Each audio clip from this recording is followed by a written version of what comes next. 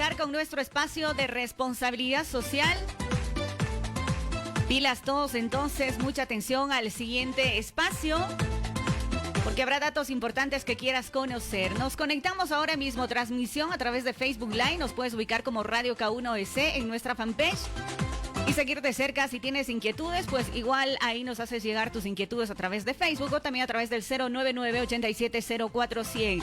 Doy la bienvenida a mi invitado de hoy. Permítame presentarles, por favor, el doctor Patricio Córdoba, es neurólogo. Doctor, buenos días. Gracias por acompañarnos en esta mañana.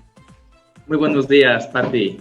Gracias. Mucho gusto y gracias por la invitación. Gracias a usted por darnos su tiempo, sobre todo en un domingo, ¿no? Y poder compartir lo bueno de la tecnología, pues que ahora desde cualquier lado del mundo podemos conectarnos. Doctor, queremos tratar hoy un tema muy importante, sobre todo para cierto sector de la población que quizá está atravesando por este momento de pronto con algún familiar, algún conocido, alguien cercano a la familia. Mañana, 21 de septiembre, se celebra el Día Mundial del Alzheimer, proclamado por la Organización Mundial de la Salud y auspiciado pues por Alzheimer Disease International. El primer Día Mundial del Alzheimer se celebró ya en 1994 y desde ahí pues se ha venido conmemorando este día todos los años, y de eso queremos hablar. Pues esta enfermedad del Alzheimer se considera la nueva epidemia del siglo XXI y se estima que para el año 2050 el número de personas con Alzheimer ascienda a 131.5 millones. Es realmente de sorprenderse. Quizá algunos no sepan de esta enfermedad, o quizás si la saben muy poco, apenas conocen su nombre y a breves rasgos de qué se trata, pero vamos a hablar precisamente con usted, que es el que sabe, el más acertado para comentarnos y compartirnos esta información. ¿Qué es el Alzheimer, doctor? Bueno, el Alzheimer es una de las enfermedades neurodegenerativas más comunes de las personas adultas. Es la famosa y conocida demencia, ¿no? En la cual el paciente progresivamente va perdiendo capacidades mentales, como de memoria, atención, para hacer cálculos, para hacer tareas básicas como comer, ir al baño, etcétera, y va lentamente progresando hasta, lamentablemente, pues, matar al paciente. Eso tenemos que tomarlo en cuenta. Entonces, de pronto, a veces ya se presentan síntomas y de eso vamos a hablar precisamente más adelante. ¿Cuál es la causa del Alzheimer? Es lo que queremos ir también profundizando un poco en ese tema. ¿Cuál es la causa? ¿Por qué se produce eso? Porque no a todas las personas nos afecta o no a todas las personas quizá les da. ¿Cuál es esa principal causa del Alzheimer? Realmente no hay una causa establecida para la enfermedad de Alzheimer, ¿no? No existe un factor de riesgo, una enfermedad que me dicte a mí que voy a tener Alzheimer en el futuro. Hay factores que me predisponen a presentar esta enfermedad. Una de ellas es, claro, por supuesto, que un familiar mío directo tenga esta enfermedad. Si un familiar posee esta enfermedad en grado de consanguinidad de primera línea, tengo un porcentaje de riesgo de presentar. Otras enfermedades que pueden estar relacionadas con la presencia de una enfermedad de este tipo son, por ejemplo, los traumatismos craneoencefálicos, o sea, los traumas en la cabeza, patologías tiroideas que estén mal controladas, patología cardiovascular, como por ejemplo diabetes y presión alta, sobre todo si es que estas patologías se encuentran mal controladas, ¿no es cierto? Y en algunas ocasiones se ha visto que en pacientes con síndrome de Down, pues el porcentaje de enfermedad de Alzheimer es bastante elevado, es principalmente por el metabolismo y por la fisiopatología de cómo se produce esta entidad en este tipo de pacientes. Ya, perfecto. Entonces, ¿cómo podemos nosotros ya empezar a detectar que algo está pasando, o si bien con nosotros o de pronto con algún familiar? ¿Cuáles son esos primeros síntomas o señales que yo puedo empezar a ponerme en alerta de que algo no está bien en mi cabeza? La pregunta es muy interesante porque la enfermedad da síntomas muy tempranos, los cuales deben ser tomados muy en cuenta, tanto para los pacientes como para los familiares. Y creo que es un poquito más hacia los familiares quienes se dan cuenta de estos cambios en la persona. Ejemplo, el paciente comienza a olvidar eventos que sucedieron de manera muy reciente. Olvida, por ejemplo, dónde dejó sus llaves, dónde dejó su teléfono, ¿no? O sea, comienza a olvidar eventos que pasaron durante estas últimas horas. pero recuerda con muchísimo detalle, memoria muy antigua de eventos que pasaron hace muchos años, los recuerda con mucha claridad. Entonces, este desbalance de la memoria, tanto reciente como la memoria muy tardía, de muy atrás, pues ya hace sospechar que posiblemente nuestro familiar esté presentando datos muy iniciales de lo que se llama trastorno cognitivo menor, en el cual hay algunas alteraciones, como digo, de índole, sobre todo de memoria al principio, ¿no es cierto? Aunque pueden también haber alteraciones del lenguaje, como por ejemplo dificultad para nominar un objeto, ¿no es cierto? O para llamar al nombre de una persona, o sea, comienzan a tener estos inconvenientes y uno se da cuenta como familiar, y es muy importante que estemos pendientes de nuestros adultos mayores, porque los familiares se dan cuenta que ya cambió algo, que algo no está bien, que, por ejemplo, olvidó dejar la puerta cerrar la puerta de la casa, ¿no? O dejó la cocina encendida. Entonces, son datos que ya no son tan normales, ¿no? Como lo que normalmente nos pasaría a cualquiera que olvidamos alguna vez a un nombre, una persona que no vemos muy a menudo. Pero en ellos ya se comienza a notar datos muy importantes de déficits de la memoria, los cuales nos ponen una alarma tanto a los familiares como a los médicos para tratar de manera adecuada a estos pacientes. Doctor, justamente con lo que usted acaba de decir hace ratito, que empezamos de pronto a olvidar las llaves. Esto es como muy común, ¿no? Que olvidamos las llaves, dónde dejé mi celular, dónde dejé mis lentes. Entonces, para muchos parecerá normal, pero quizá ya a cierta edad es donde nos tenemos que preocupar. Inclusive también de pronto con los abuelitos, esto sucede, ¿no? Que suelen confundir los nombres de los nietos o de los hijos, o empiezan a preguntar por personas que quizá ya no están. Entonces, quizá es más o menos que ya a la edad de adulta, a los mejor dicho, con las personas de adultas mayores, cuando tenemos que tener un poco más de atención, porque como le digo, esto de olvidar ciertas cosas, de cierto modo, es algo común entre todos mismos, ¿no? Así sean inclusive los niños. Así es. Bueno, realmente creo que el término más bien sería en personas adultas mayores, como ya he dicho. Por encima de 60 años, el porcentaje de pacientes que van a tener Alzheimer aumenta de manera progresiva. Menores a 60 años, pacientes de 50, 40 años, niños, jóvenes, realmente es muy, pero muy difícil, por decir que no existen casos de Alzheimer en estas edades. Entonces, por eso es que es importante la valoración profesional, porque siempre hay que delimitar bien dónde comienza el déficit de memoria de un paciente que tiene riesgo de presentar Alzheimer, o sea, pacientes de 60 años o más que comienzan a tener este tipo de inconvenientes, y aquellas personas menores de esa edad, por ejemplo, jóvenes o adultos jóvenes de 30 a 40 años, que olvidamos a veces las llaves o el teléfono, pero más es por inatención, ¿no? Porque no estamos atentos en todo lo que estamos haciendo por el ajetreo de la vida. Pero en pacientes adultas mayores, donde ya realmente el ajetreo ha disminuido bastante y se encuentran en una etapa de relajación en su casa, descansando, pues ya estos datos comienzan a llamar la atención. Y como digo, hay algunos datos más importantes, ¿no? Cosas como le decía, ¿no? Por ejemplo, olvidarse cómo se cuenta el dinero, o cómo recibir un vuelto de una compra, cómo orientarse para llegar a la casa,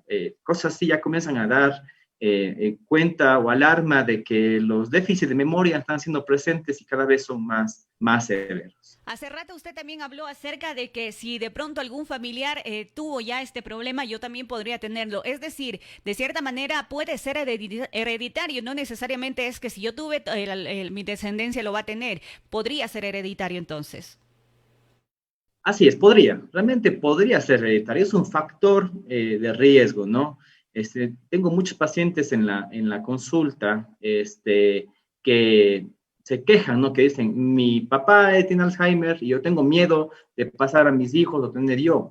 Sí, claro, es completamente el riesgo que se presenta, pues está presente ahí, pero difícilmente el factor solo de tener un familiar directo con este tipo de enfermedad va a dar, va a dar el riesgo de que tenga la enfermedad, ¿no? Se suman factores, ¿no? Además, hay familias que presentan por primera ocasión en su familia un paciente con Alzheimer. Nadie ha presentado y yo soy el primer paciente en presentarlo cuando sea adulto mayor, ¿no? Entonces, es completamente pues el término sería un poco burdo, al azar. Exacto. Ahora, ¿tiene cura esto, doctor, o existe nada más un tratamiento? ¿Es algo que ya no se puede hacer para atrás?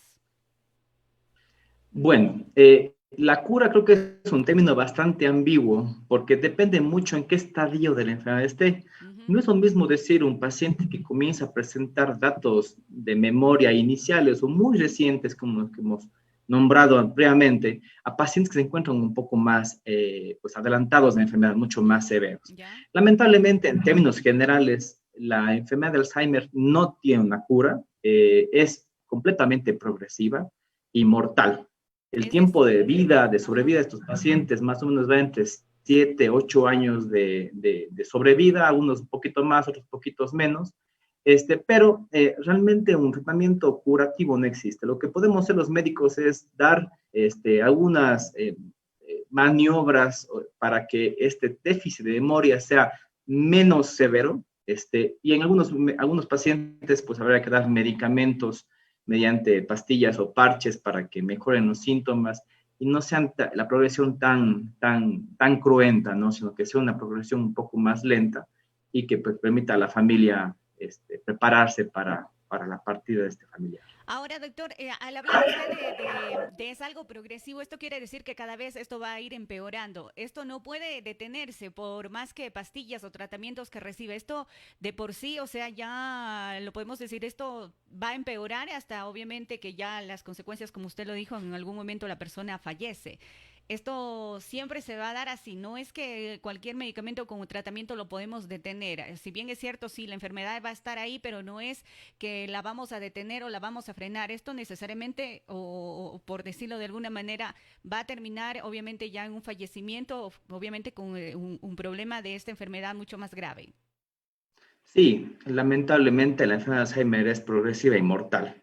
No existe una manera de detener la enfermedad. Lo que podemos hacer los médicos es modificar la enfermedad. Modificar, o el término modificar sería mediante tareas cognitivas, mediante este estímulo de memoria, mediante medicamentos, modificar la evolución natural de la enfermedad, modificar para que el tiempo de progresión de la enfermedad sea un poco más lento, pero lamentablemente los médicos no podemos detener esta enfermedad tan terrible que nos azota. Doctor, ¿a quién afecta más esta enfermedad del Alzheimer? ¿A los hombres o a las mujeres? Realmente la evidencia indica que es un poco más a las mujeres que a los hombres, ¿Hay pero alguna razón? principalmente es más a las mujeres, perdón. ¿Hay alguna razón para o alguna explicación Sí, sí, científica sí, para sí. esto? Se cree que las mujeres pues tienen una sobrevida mayor a los hombres. En otros países, incluido en nuestro país, pues las mujeres tienen un nivel de vida mayor al de los hombres. Los hombres morimos un poco más jóvenes, entre comillas, y Ujú. pues esto pues propende a que las mujeres tengan más afección, ¿no? Pero realmente cualquier persona, no importa el género, puede llegar a sufrir una enfermedad así. Perfecto, muy buena explicación. Gracias, doctor. ¿Es posible poder tomar alguna precaución para evitar su aparición? Bueno, hace ratito usted comentaba de que los golpes en la cabeza podrían ser más adelante un factor para que alguien pueda presentar esta enfermedad. Lo importante de pronto que a veces le damos poca importancia a los golpes en la cabeza, decimos, ah, no, no, no pasó nada, solo fue un chichón, un pequeño moretón, pero de pronto, o sea, a la larga esto podría convertirse en un problema. Muy aparte de evitar quizá un golpe en la cabeza, ¿qué otras precauciones debemos tomar para evitar una aparición de esta enfermedad? Como había comentado anteriormente, los factores de riesgo también que pueden existir en caso de este tipo de patologías es la diabetes y la presión alta.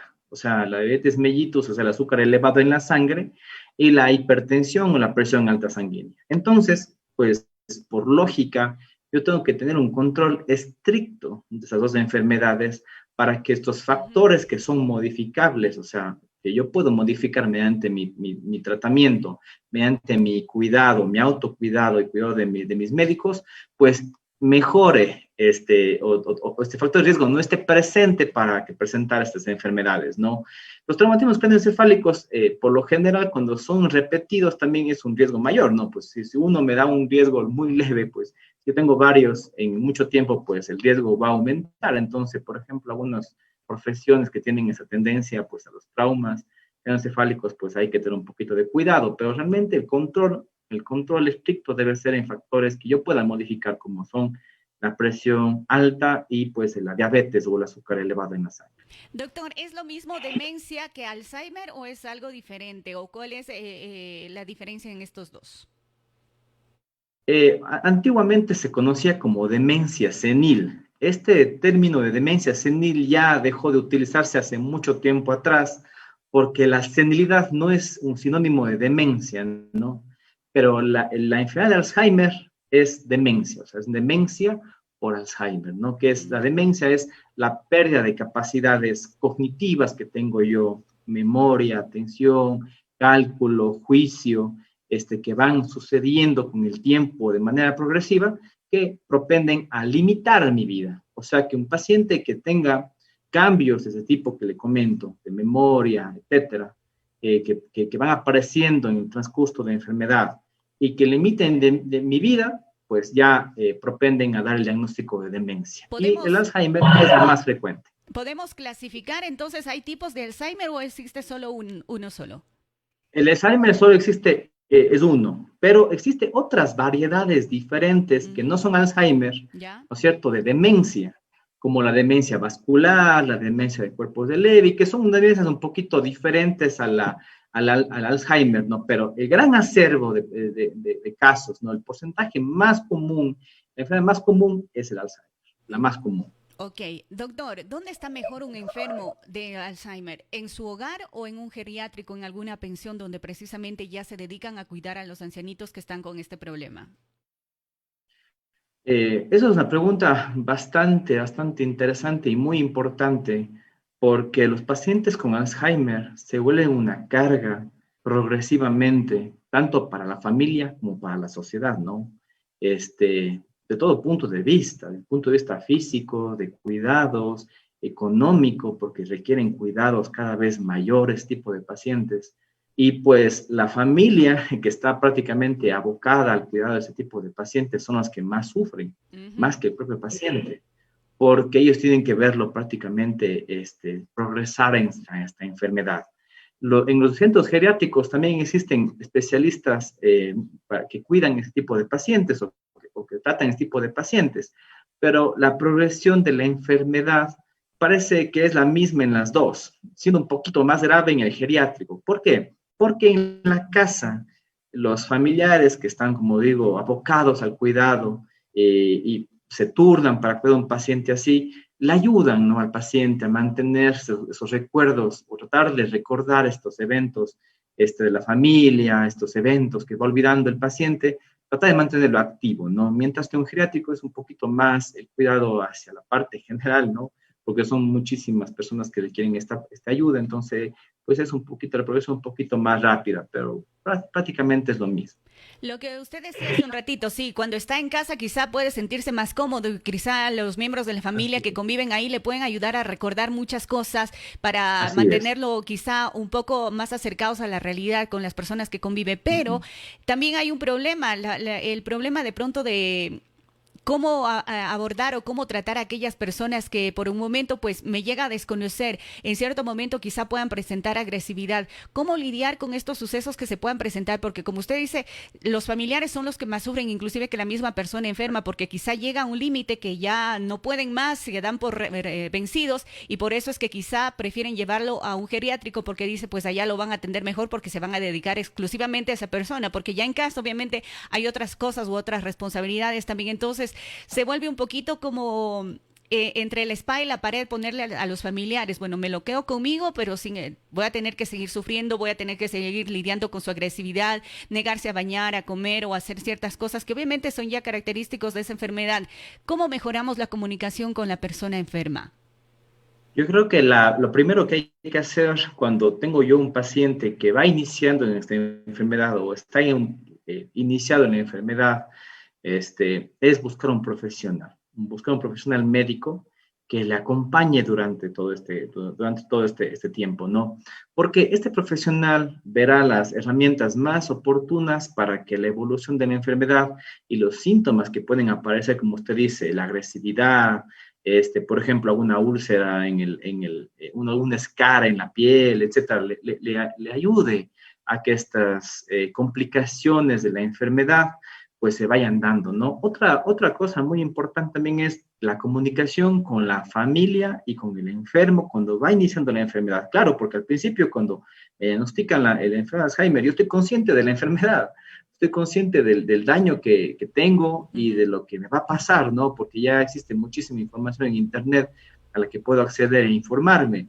Entonces, pues yo creo que una terapia psicológica, la terapia neuropsicológica también es muy, muy válida, es más, es una piedra fundamental en el tratamiento de estos pacientes porque ayuda al paciente a tomar decisiones en el futuro. ¿Qué quiere decir esto? Por ejemplo, si yo llego a un punto en el cual yo estoy postrado en cama, no puedo comer, no puedo hablar, prácticamente estoy todo el tiempo en cama, ¿qué decisión quiero en mi vida? Que me lleven a un hospital y me entuben, que me dejen con una vida artificial durante un tiempo indeterminado si me da una complicación más, o simplemente quedarme en casa con cuidados médicos paliativos que se llaman, esperando pues mi partida. Entonces es una situación, como digo, muy compleja para la familia. Un golpe así es muy difícil de dar para mí como médico, especialista en esto. Cada vez tengo que abordar de manera diferente a la familia, porque algunas personas se niegan a creer en el diagnóstico y pues acuden a otro profesional que confirma en muchas de las ocasiones el diagnóstico, pues y esto conlleva a una frustración por parte del paciente, ¿no? Sobre todo pacientes que eran muy activos, tenían su vida prácticamente normal, tenían sus actividades comerciales, familiares, etcétera, y saber que un tiempo más pues tendré dificultades con esto, pues realmente es muy, muy doloroso, ¿no? Y el médico tiene que acompañar durante todo este tiempo de evolución a este paciente. Es decir, el médico obviamente pues se convierte también de cierta manera como en un psicólogo. ¿Qué actividades de estimulación cognitiva se pueden realizar en casa con un enfermo de Alzheimer? Depende del estadio. Si el estadio es leve, ¿no es cierto? Lo que debo propender en mi paciente es ejercicios de memoria. Por ejemplo, los juegos de azar, los juegos de naipes, ¿no? Juegos en los cuales yo tenga que tener mucha atención en el momento que está pasando, lo que está pasando en este momento en el juego, que tenga que sumar, restar, multiplicar, dividir este momento, o que yo podría, o que interprete lo que está pasando en la jugada, por ejemplo, en un juego de naipes, ¿no? Que yo tengo que sumar, restar, estar muy atento a lo que está pasando, son actividades lúdicas que pueden servir para estimulación cognitiva, ¿no? Otros puede ser que el paciente tenga un reloj y un calendario en su cuarto y que cada rato se oriente, que cada rato vaya a ver la hora, la fecha, fotos familiares que nos permitan ver a gente que estoy olvidando los nombres y reconocerlos, leer periódico y que mi familiar o un ayudante me tome una lección de esa noticia o del fragmento que estoy yo leyendo o estudiando para que yo guarde esa memoria. Nada peor, y he escuchado mucho, muy común en nuestro país, por ejemplo, el país dice, es que yo veo de la televisión programas educativos, programas de National Geographic, por ejemplo. Ver televisión no ayuda en nada, ¿no? Más bien ese tiempo es perdido y el paciente progresa más rápido. Porque muchas veces dicen, es que déjala nomás que vea la televisión el abuelito o la abuelita, no pasa nada. No, más bien en ese tiempo la enfermedad progresa más rápido. Lo que tengo que hacer es incluir al paciente en mi familia, o sea, y volverle a incluir al paciente y estimularle de manera cognitiva para que se mantenga en familia, ¿no? Porque esos pacientes también, aparte de los problemas neurológicos que presentan problemas psiquiátricos de aislamiento, pues, como yo no recuerdo bien las cosas, yo me aíslo de mi familia, me voy al cuarto, me meto ahí, no quiero que me hablen, o sea, también el paciente se aísla, entonces lo peor que podemos dejar es suelto o solo a este familiar. Doctor, obviamente ya al momento que de pronto la familia decide ingresar a un geriátrico a un miembro de su familia que tiene esta enfermedad, ¿cómo afectaría esto a la persona enferma el ingresar a una residencia, a un geriátrico? Saber, va a sentir de pronto como un poco de rechazo, mi familia no me quiere, me vino y me dejó acá. ¿Cómo les afecta a ellos este proceso? Es un golpe terrible, Pati. Realmente es un golpe terrible para los pacientes, los cuales todavía están conscientes del medio ambiente, de sus familiares, de dónde viven, de sus actividades que hacían diariamente, y que simplemente de un día para otro tengo que estar en un lugar recluido en el cual me van a cuidar de mí y saber que progresivamente voy a perder capacidades mentales. Para eso es un golpe terrible, ¿no? Se deprimen con muchísima facilidad. Entonces, por eso digo, a veces la progresión a veces es un poco más rápida en el geriátrico. Eso podría complicar las cosas. Claro, complica mucho, porque el paciente no quiere luchar. Dice, si mi familia no me apoya, me quedo aquí sentado, no hago nada todo el día, y pues la enfermedad progresa igual o más rápido de lo normal. Lamentable realmente, ¿no? Sí, debe ser algo muy, sobre todo también para la familia, pues tomar esa difícil decisión de no saber si va a estar mejor acá conmigo, de pronto que quizá en algún momento pierdo la cabeza, o de pronto en un geriátrico que también no sabemos cómo los van a tratar, porque en algunas ocasiones, pues sí, se ha escuchado mucho de que también llegan a perder la cabeza las personas a cargo y pueden llegar a tener hasta un maltrato, ¿no es cierto? Debido a esto, pues obviamente la persona va a sufrir mucha más depresión, va a complicar su enfermedad y bueno, todo esto pues ya sabemos cuál sería más adelante el desenlace. Doctor, sin embargo, pues hablábamos de un tratamiento, ¿no? ¿Cuál sería el tratamiento efectivo para tratar esta enfermedad? No para eliminarla, porque ya usted lo dijo que no, lamentablemente no hay una cura, pues lo que sí podemos hacer es darle un tratamiento para quizá mejorar en algo el estilo de vida de esta persona. Ok, bueno, creo que lo primero es controlarle bien la presión glucosa, que el paciente ya tenga este control desde antes y que llegue controlado y que siga controlándose bien. La terapia cognitiva, la terapia de memoria, de atención, esto que acabé de comentar hace unos minutos atrás, es muy importante, ¿no? Y los medicamentos que nos ayudan a controlar un poco la degeneración cerebral, esta muerte neuronal que sucede en el cerebro, ¿no? Que estos medicamentos nos permiten, como digo, modificar un poquito el tiempo. Uno se llama memantina, otro galantamina, donepezilo, que son medicamentos que son herramientas para el médico especialista o que está viendo al paciente para poder tratar y modificar un poquito el tiempo de progresión de la enfermedad. Pero al fin y al cabo, creo que una de las terapias más importantes es la terapia completa, no solo la parte médica, sino también la parte psicológica, tanto para el paciente como para la familia, ¿no?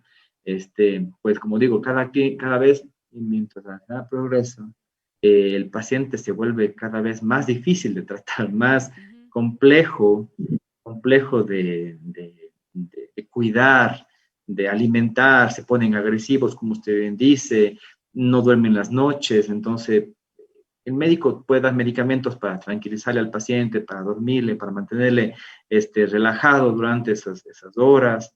Y pues la terapia psicológica nos ayuda muchísimo para el golpe emocional, para la familia, de ver a una persona que yo quiero, que yo amo, y que está conmigo este momento aquí presente, consciente de su medio, que en pocos años más no me va a reconocer, no va a reconocer ni a mí, ni al entorno, ni a sí mismo, y va a fallecer. Doctor, quizá podemos hablar de algunas cosas en todo, en cuanto a prohibiciones. ¿Qué es lo que no podría hacer o qué es lo que no le puedo compartir yo a una persona con esta enfermedad? De pronto, alimentación, dulces, chocolates. ¿Qué es lo que podemos y lo que no podemos ofrecerle a un enfermo de Alzheimer? Mientras mi alimentación sea balanceada y evite alterar la presión arterial y la glucosa en la sangre, los alimentos realmente no tienen, no se involucran en la enfermedad como tal, ¿no? Yo creo que más bien lo que hay que hacer es balancearle bien al paciente, mantener una dieta agradable para él y pues yo no veo ninguna justificación para no consentir a este paciente y darle lo que él desee, ¿no? Mientras tanto, no se alteren otros factores que pueden agravar la situación, ¿no?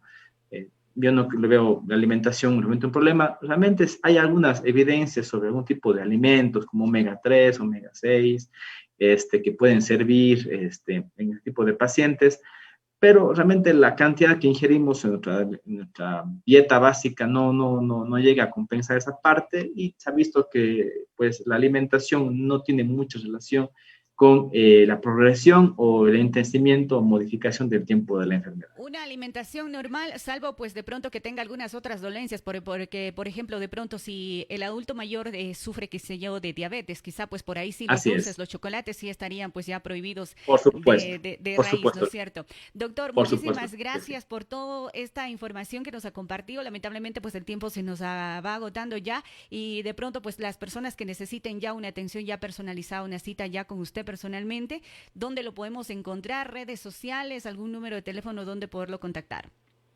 Bueno, mi consulta se encuentra en el Hospital del Río, en el tercer piso, consultorio 327, y mi teléfono personal es el 0987 007500.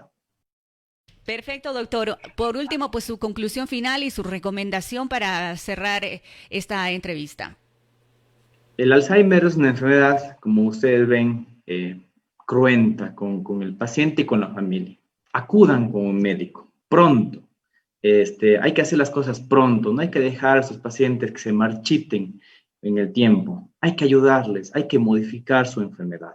El doctor Alois Alzheimer, quien describió la enfermedad hace más de 114 años, dijo que los cambios que pueden existir en el cerebro pueden ser modificados y existen muchas variedades de la enfermedad. Por ende, tiene que acudir a un médico para que reciba la atención adecuada, tanto el paciente como la familia. Perfecto, doctor. Le agradezco por habernos acompañado esta mañana. Les contamos a nuestros amigos que para que puedan revisar la información por si de pronto se perdieron alguna parte de la entrevista, lo pueden hacer a través de Facebook y pues nosotros quizá en una próxima oportunidad, doctor, podamos volver a contar con su valiosa Encantado. información. Muchísimas gracias por su tiempo, doctor. Un excelente día. Muchísimas gracias nuevamente por la oportunidad y encantado de servirles. Muy amable. Feliz domingo para usted.